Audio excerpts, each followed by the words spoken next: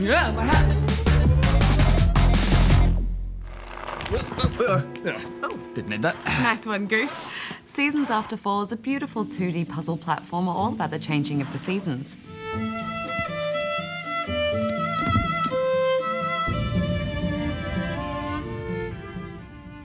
You play as a sort of forest spirit who inhabits the body of a small fox, and it's up to you to help various other spirits and the guardians of the forest prepare for the ritual of the seasons. And guys, how adorable is that fox? Oh, affirmative. But he's not as adorable as me, right? Oh, he's so cute though, the way he trots around. Yes. Oh, and how he tries to climb that little ledge. Oh, but what about when you make him bark? Oh.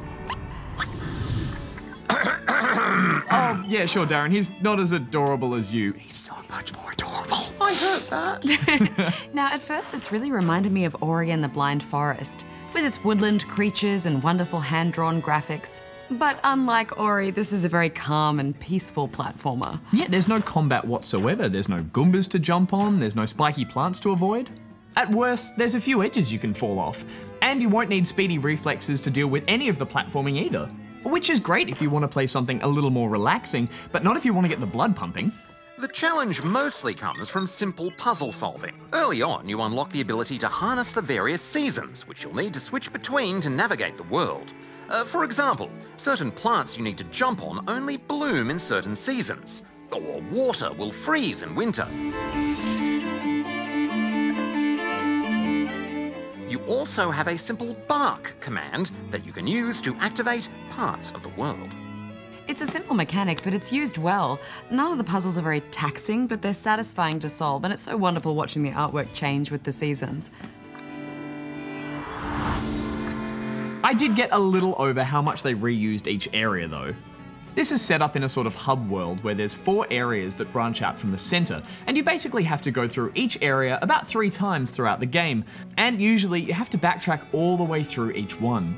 Yeah, I also found the lack of direction a little bit off-putting at times. I mean, after a while, the game more or less doesn't direct you at all to your next objective.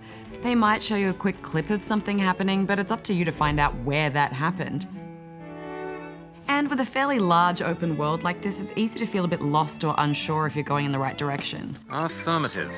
You are often free to visit any of the 4 areas in any order you want to progress, so technically, any direction is often the right direction. But perhaps a simple map or quest marker would have helped direct players a bit better. Anyway, what are you two going to give it?